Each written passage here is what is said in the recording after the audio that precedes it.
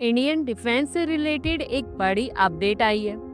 आज हम बात करने वाले हैं स्वदेशी तकनीक से बने क्रूज मिसाइल सिस्टम के एयर लॉन्च वेरिएंट के बारे में।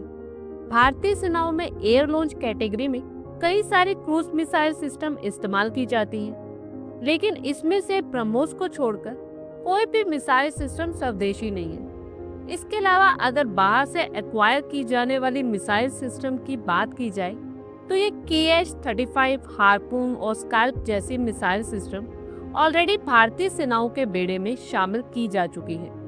अब जो भारत ए लॉन्च कैटेगरी में जो मिसाइल्स रिप्लेस की जानी थी वो थी हार्पून और KH-35। इन दोनों मिसाइल सिस्टम की लंबाई बहुत ज्यादा नहीं है और ये दोनों सिस्टम लंबाई के मामले में 4 मीटर के आसपास है। वहीं अगर निर्भया की बात की जाए तो इसकी लंबाई लगभग 6 मीटर है और अगर केवल क्रूज सेगमेंट की बात की जाए यानी कि बूस्टर को हटाकर तब भी इसकी लेंथ 5.6 मीटर के आसपास है। भारतीय वायुसेना के पास किसी भी तरीके से बॉम्बर एयरक्राफ्ट नहीं है और अगर दूसरे प्लेटफॉर्म्स की बात की जाए जो क्रूज मिसाइल सिस्टम को कैरी कर सकते हैं तो उसमें सिर्फ Su-30MK ही इस मिसाइल सिस्टम को कैरी कर सकता है। वैसे कहा जा सकता है कि MiG-29 और रफाल भी इस मिसाइल सिस्टम को कैरी कर सकते हैं, लेकिन रफाल के साथ हम लोग स्पाइस 2000 भी इंटीग्रेट नहीं कर पाए हैं और फिर भारतीय वायुसेना को हैमर एक्वायर करना पड़ा था।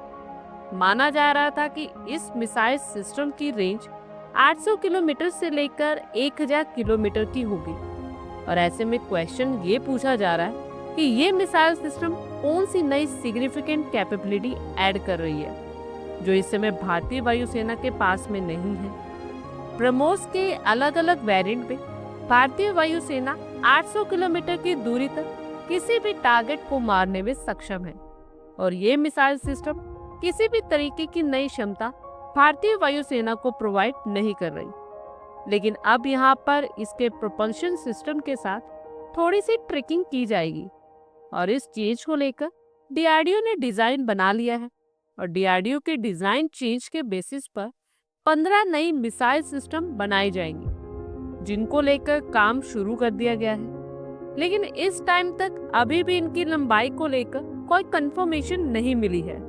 यूक्रेन युद्ध से ये तो पता चलता है कि क्रूज मिसाइल सिस्टम को हम काफी ज्यादा नंबर पर यूज करते हैं और हमारे पास low cost cruise missile system होने चाहिए ताकि इसे आप जितना चाहे उतना बना सके और जितना चाहे उस सिस्टम को यूज कर सके। हालांकि ब्रह्मोस बहुत एक्सपेंसिव मिसाइल सिस्टम है और लो वैल्यू टारगेट्स के लिए हमें निर्भया जैसी मिसाइल सिस्टम की रिक्वायरमेंट है। साथ ही यहाँ पर स्वदेशी रूप से विकसित air launch cruise missile system की जगह तो बनती है। भारत के इस स्वदेशी एयर लॉन्च मिसाइल सिस्टम की सफलता पर आप लोगों की क्या कुछ राय है कमेंट बॉक्स में शेयर करें। आई होप आपको हमारी ये वीडियो अच्छी लगी होगी और आगे भी इसी तरह के अपडेट्स के लिए हमारे चैनल को जरूर सब्सक्राइब करें। धन्यवाद।